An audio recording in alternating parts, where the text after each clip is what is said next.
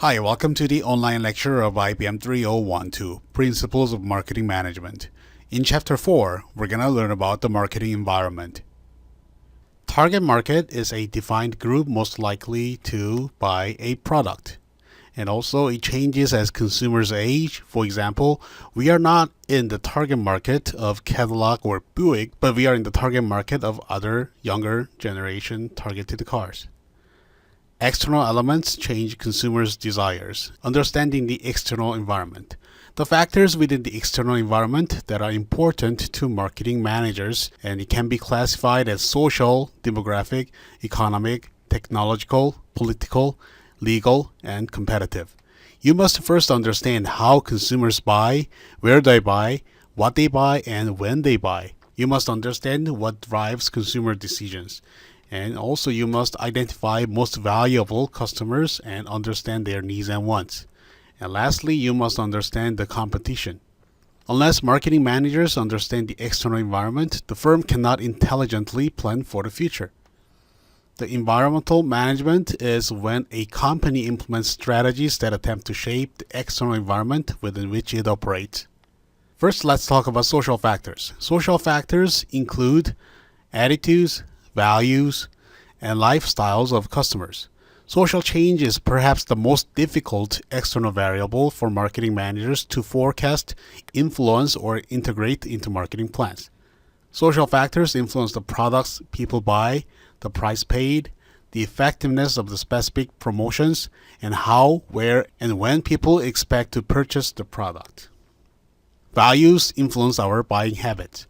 Consumers demand high-quality goods that save energy, time, and calories. Furthermore, the products must be durable and not break down. This slide shows the ranked characteristics of product quality that are important to the customers. First, reliability is most important factor for determining the product quality. Second, durability, whether the product can last longer or not. Easy maintenance, because not all products are perfect, so there must be some repairs or post-purchase services. Ease of use, and trust brand names. Interestingly, low price is at the very last of determining the product quality by customers. A lifestyle is a mode of living. People are choosing products that meets diverse needs and interests. The practice of choosing goods and services that meets one's diverse needs and interests rather than conforming to a single traditional lifestyle. The unique lifestyle of every consumer can require a different marketing mix. But today's consumers want multifunctional products, and it is no longer defined by occupation of the consumers. The example of multifunctional products is the smartphone. The first generation mobile phones were just for communication, but later there were cameras, and now we have smartphones. Smartphone is the combination of digital camera, mobile phones, and the PDA. The role of social media in communication. There is some evidence that social media users feel greater sense of companionship and support than non-social media users. Successful use of social media requires more than receiving likes on Facebook, but creating a relationship based on shared interest with the consumer. Social networking has changed the game when it comes to opinion sharing.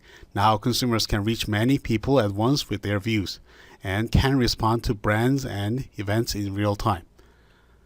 Especially teenagers and young adults are more likely to view social networks as valuable source of information.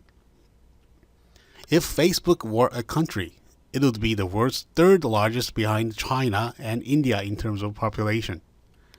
The starting point for firms using social media is to monitor what is being said about the brand and product. In addition to monitoring, the firm must respond to both positive and negative buzz about the company or brand. And social media can also be used to amplify a promotional campaign by inviting consumers to join the conversation about a brand. We're going to cover a lot more in detail about social media usage in later chapters. An uncontrollable variable in the external environment is demographic. It is the study of people's vital statistics such as age, race, and ethnicity, and location. Because people are the basis for any market. Demographic characteristics relate to buyer behavior, and demographic cohorts have their own needs, values, and consumption patterns.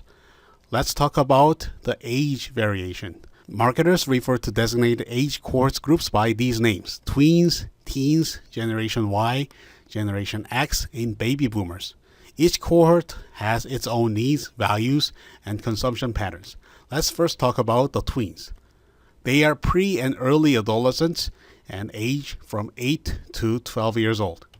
Population in the United States of 20 million, and they consume directly and indirectly by parents, and they spend about $180 billion on tweens annually, and directly about $51 billion.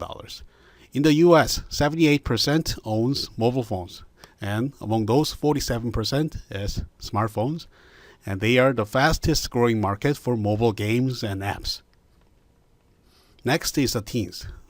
They have population about 25 million in the United States, and 95% of US teens are on the internet. I don't know what other 5% is doing without internet.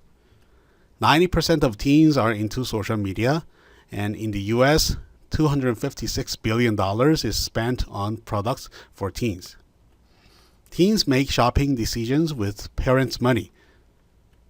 Next generation is millennials, aka Generation Y.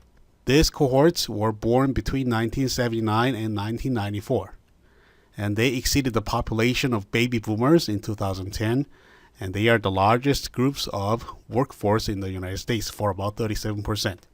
There are two stages of millennials. First, those who were born in 1994 fit closer to the teen cohort, and second, those born in 1979 has established career and started families, and they are closer to the Generation X. And Generation Y gave birth to 85% of babies in 2015. And their purchasing power is about $200 billion annually in the United States. Next is the Generation X. They were born between 1965 and 1978. The population of 65 millions in the United States, and they are independent, resilient, adaptable, cautious, and skeptical about purchases. There is a higher average income than Generation Y because they are a little bit older and established in the society, and baby boomers because baby boomers are already retired, which makes them optimistic. 84% bought smartphones and 71% bought a tablet PC. They tend to go online shop, banking, research products, and read news. Last is the baby boomers. They were born between 1946 and 1964, and the average age is about 77.4 years old. Baby boomers' incomes are relatively low because they have retired, many of them.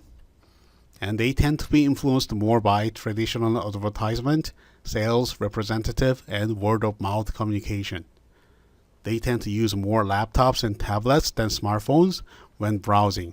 It's a common sense, right? Because smartphones have smaller screen and they need magnifying glasses. So they like to browse the internet with their laptops and tablet PCs. Marketers should avoid using the words like elderly, aged, or senior. So they would rather use words like experienced or established. Next topic is growing ethnic markets. The United States Hispanic consumer market is now larger than all but 13 world economies. African American buying power increased to 73% between year of 2000 and 2012. Asian American buying power is increased 165% between 2000 and 2012. About 1 of 3 U.S. residents is the member of minority group in these days. The United States will flip to majority minority completely in the year of 2041. Marketing to Hispanic Americans. The term Hispanic encompasses people of many different backgrounds. But about 60% of Hispanics in the United States are from Mexico. The diversity of Hispanic population and language differences create many challenges for those trying to target this market, because even if about 60% of Hispanics are from Mexico, other 40% is from many different cultures. For example, Puerto Ricans make up just over 10% of Hispanics, and other groups such as Central Americans, Dominicans, South Americans, and Cubans, and each account for less than 5% of all Hispanics. Hispanics will choose brands that reflect their native values and cultures. Hispanics, especially recent immigrants, often prefer products from their native country. Next topic is marketing to African Americans. 47% of African Americans are between age of 18 and 49, and they are relatively young. More firms are creating products for African American markets in these days. 44% earn more than $50,000 and about 23% earn more than $75,000 annually in the United States in these days. Next is marketing to Asian Americans. The Asian American population is the fastest growing among minority groups. Asian Americans represent only 6% of the U.S. population. It quadrupled to about 19 million between 1980 and 2017. Although Asian Americans embrace the values of the large U.S. population, which is 6%, they also hold on to the cultural values of their particular subgroup. Asian Americans like to shop at stores owned and managed by other Asian Americans because they think those store owners or managers know better about their own people's wants and needs better.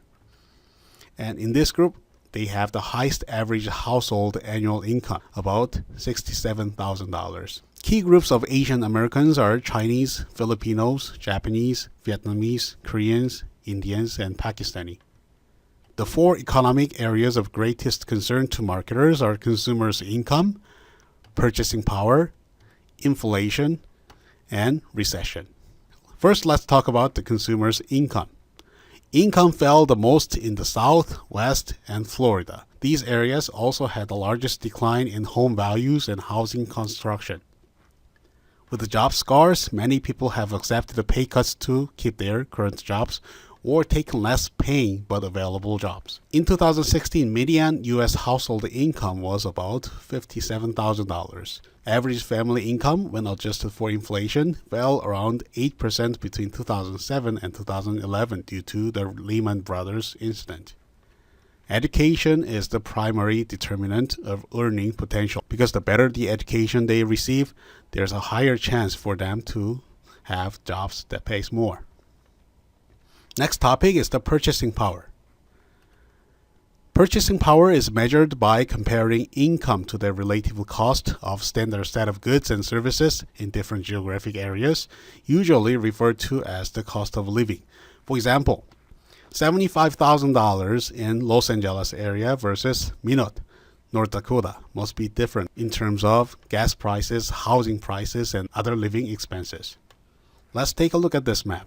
This tells the relative value of $100. In other words, we consider $100 as the average of entire United States.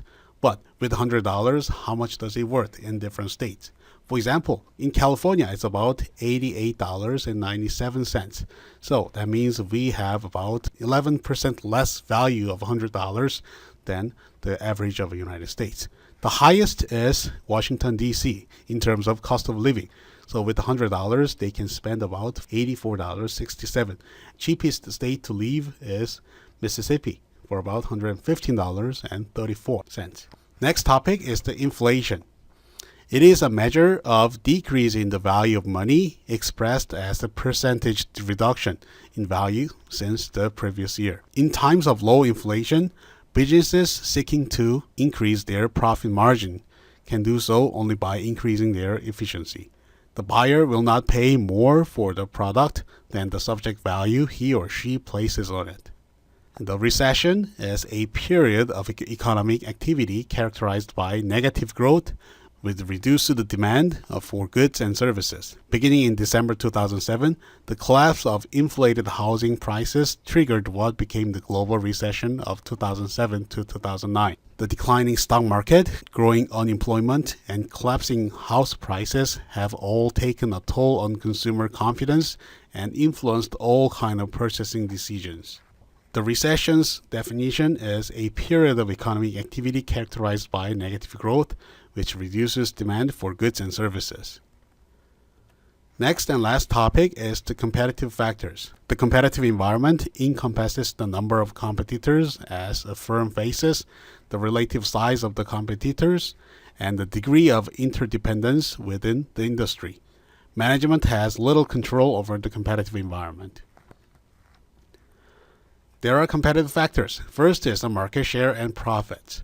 Firms must work harder to maintain profit and market share, and technological advance can usher in a whole new set of competitors that can change a firm's business model. And many foreign competitors are considering US to be a ripe target market.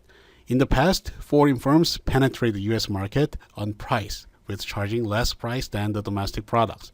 But today they may compete on product quality as well.